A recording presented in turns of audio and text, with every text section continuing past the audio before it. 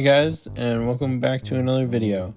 In this one, we will be counting down my top 10 favorite minifigures LEGO has made in the year of 2020. This is specifically my top 10 favorite minifigures, not the objectively best ones. There's already enough channels covering stuff like that. I just wanted to give my opinion on some minifigures that maybe don't have the most detail, but have the most value to me as a collector who is interested in certain things other people may not be interested in. Also, I decided to start with 2020 just because it's the start of a new decade and I didn't want to go all the way back to my childhood like this other channel I'm following has.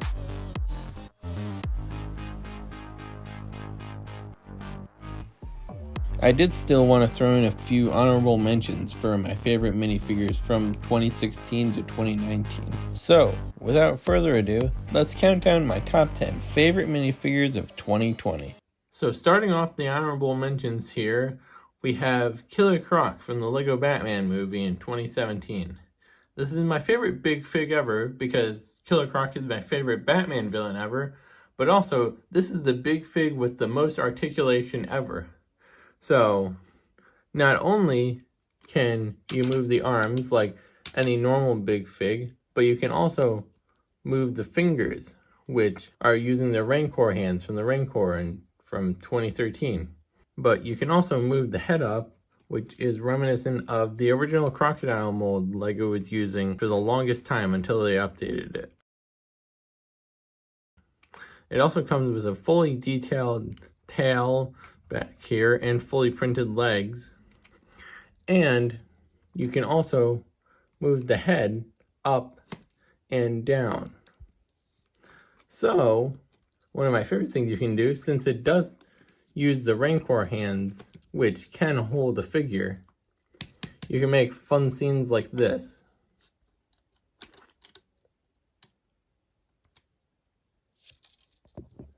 So it looks like he's rearing up to eat a figure, which is a really cool and funny thing I like about this figure.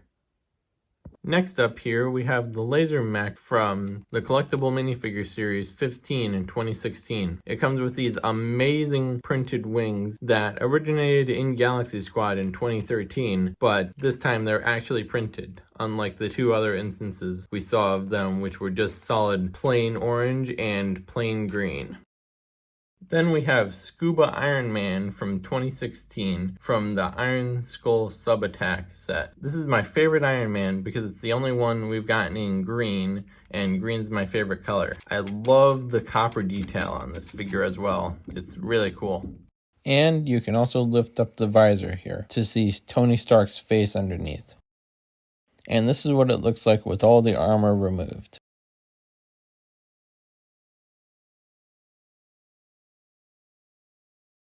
Then we have the Charged Creeper from 2017, who was originally exclusive to the $250 Mountain Cave and sold for way too much money, but then eventually later on came in the Modern Treehouse in 2021 and the Iron Golem Fortress in 2023.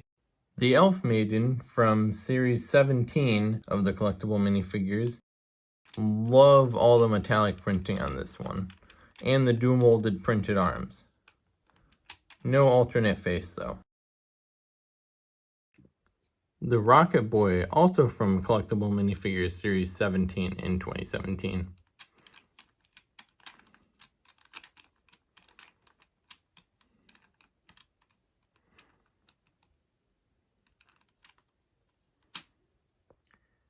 Then Enfys Nest from the Star Wars The Solo movie in 2018. Love the printed cape here with the fur print on the one side, and then the dark orange color on the other side here. And then here's what the back torso looks like. MCU Iron Spider from the original Sanctum Sanctorum Showdown set in 2018. Love the printed arms on this. Really could have used dual molded legs. Hopefully the one we're getting in 2025 has that, plus the iconic solid blue eyes we've seen in all the movies from Infinity War to Spider-Man No Way Home. General Garg from Lego Nexo in 2019. Love the blue and black color scheme, as well as those amazing dual molded wings there. Absolutely love this figure so much. Easily one of my top 25 in my collection. Here's what it looks like with everything removed.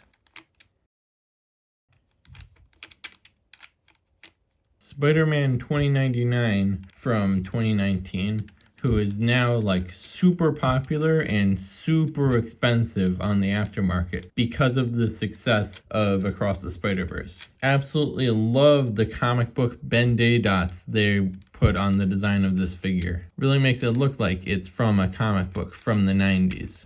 The Demogorgon from the Stranger Things set in 2019 with that amazing flower head sculpt there, and the claws in dark tan for the first time, as well as the fawn legs. Plus, it also has an alternate face underneath where it looks like it's all closed up instead of with its mouth open, ready to attack. Really love the level of detail here.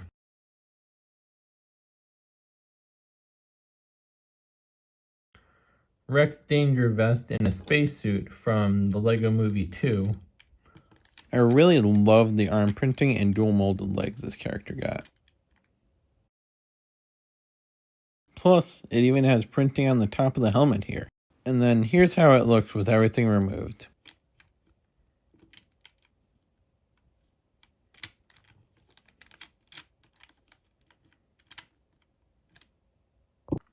And finally, Spinjitzu Slam Zane from 2019. He comes with this really cool dual molded Spinjitzu Tornado, as well as the Scroll of Forbidden Spinjitzu, and this really cool flame hood we would also see on normal FS Zane and 10th Anniversary Zane 2 years later in 2021.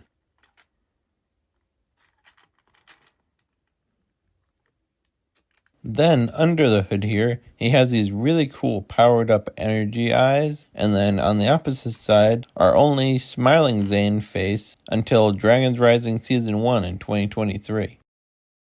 And now that we're almost halfway through the video, on to the actual top 10 minifigures now. I promise I'll have less honorable mentions next time for the 2021 video. So first up here at number 10, we have Unagami from Ninjago Season 12 Prime Empire.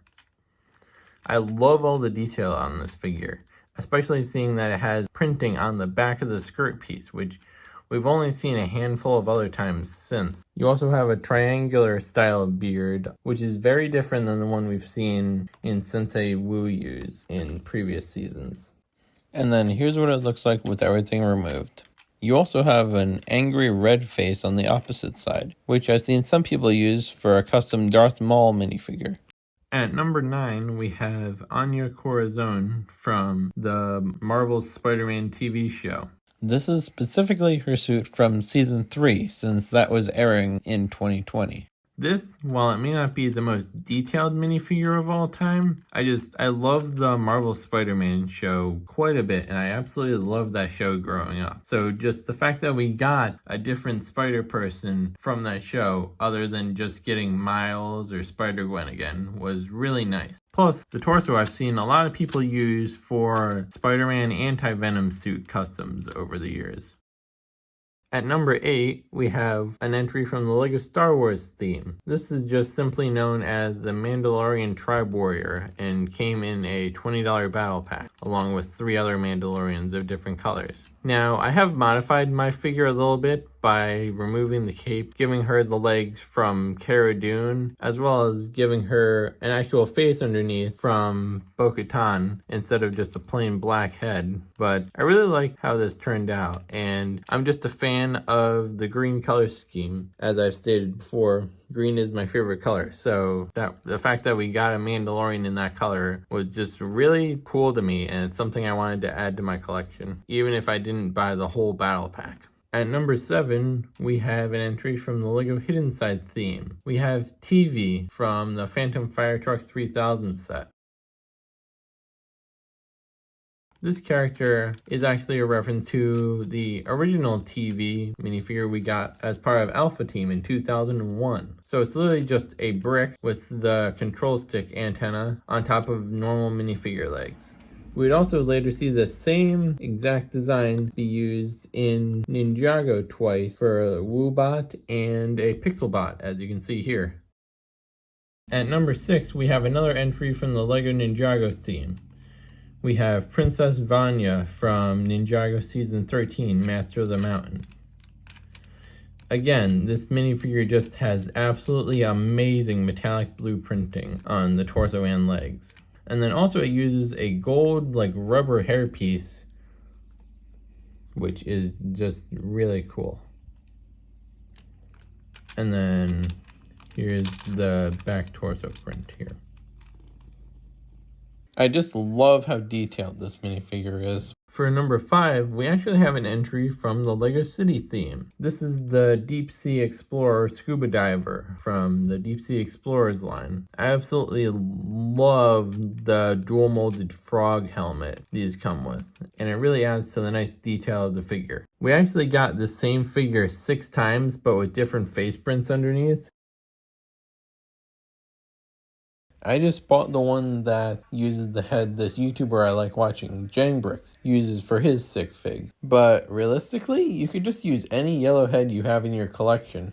We would also later on in 2023 get this recolored in medium azure, which is a really nice color to have it in. Hopefully we get it in more colors in the future. Also, here's what the back of the torso looks like if anyone wants to know what that looks like, since it's normally hidden under the air tanks. In number 4, we have an updated comic book Iron Spider that we got in the Venomsaurus ambush set. This minifigure is actually a direct update to the original comic book Iron Spider we got back in 2015, 5 years ago. As you can see, both of them have different builds for the mechanical arms, which are called Waldos in the comics. It's just nice to see an updated version of the original design. I love that the new minifigure has the black detail outline surrounding the gold, which just makes it pop a lot more than the old one, which is just gold. It definitely makes the pattern stand out a bit more. Plus, the new one actually has a slight bit of back head printing, which isn't there on the old figure. Despite the fact that we got 3 other Spider-Man minifigures this year for 2020, with Anya Corazon, Spider-Ham, and Spider-Man Noir, this new Iron Spider is definitely my favorite of the 4, hence why it places so high on the list here. At number 3, we have Hero Zane from Ninjago Season 13, Master of the Mountain. This is actually one of 3 Zane minifigures we got this year. Plus, I got an additional custom printed Digi-Zane minifigure because he's the only one of the ninja that didn't get a normal Season 12 Digisuit. Instead, we got 2 throwback minifigures, with Pink Zane from Season 1, Episode 5, and Golden Rebooted Zane from Season 3, Episode 5. So technically, this is our only standard normal suit for Zane for the entire year. And I think the designers did a really amazing job with it. I really liked the design for the lion on the shield there, as well as the sword from Nexonites. Plus, there's also that amazing armor piece with the shoulder pauldron on one side and the clip on the back so you can store the shield, just like they've done on Captain America minifigures before. That dual molded hood piece is really great to see as well. Taking a few things off here, we can see that it's actually like Zane put gold armor on top of his Season 11 armor, and then just tied his blue headband back around the back of his armor there, which is a really nice detail. And the strap says Z in Ninjargon, which is Ninjago's own language they made up. In second here, we have May from Lego's new original theme Monkey Kid, which is essentially a retelling of the Journey to the West Chinese folklore. While we did get a few May minifigures this year, I specifically chose this one with her in her dragon design motorcycle racing suit. I love the new print they gave us on the Ant-Man style helmet here, as well as the Ninjago hunted sword hilt piece in white for the first time, and the sword blade in green. Underneath the helmet, we can see May actually has 2 expressions here. On the front here, we have a happy smile, and then there's an angry fighting face on the back. Plus, she also comes with an alternate hairpiece in the set.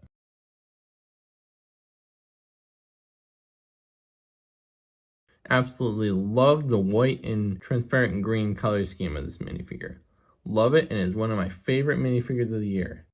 Even though we've gotten several other May minifigures at this point, several years into the theme, this one is still one of my favorites. And finally, coming in at number 1, we have the Shadow Walker from the Lego Hidden Side theme. This minifigure just makes it onto the number 1 spot here, just because of how well themed this minifigure is. I absolutely love the phantasmic blue ectoplasm style wings in the back here, as well as the nice blue printing on the torso and the phantasmic blue eyes printed on the head there. Plus it comes with a primal looking Urukai sword and this primal grenade here. Plus, another interesting thing about this minifigure is that it actually has a transparent brown head underneath. So we don't normally get that many minifigures with transparent heads. So the fact that this has one is really unique, and I really love it for that. This is definitely my favorite minifigure of 2020. While it may not be the most detailed minifigure ever, it's definitely the best executed just because of how well it executes the theme it goes for here. I really get the vibe of like ancient primal ghost warrior just looking at this guy here. Lego Hidden Side, just like a lot of Lego themes, are great for just giving us a few select minifigures that we haven't seen from any other previous Lego theme before. Even though I only have this one set from the theme, I can say that Lego Hidden Side was great for giving us a lot of different unique ghost pieces we haven't seen before. This piece specifically from Neymar Ream we still see in sets to this day, and it's appeared in 3 other themes: Ninjago, Marvel, and Dreams. So that was my list of my top 10 favorite minifigures from 2020. Let me know if you agree or disagree with this list in the comments. What were your favorite minifigures from 2020? Stay tuned for next time, where I'll be covering my favorite minifigures for 2021. Thanks for watching, and I'll see you guys in the next video.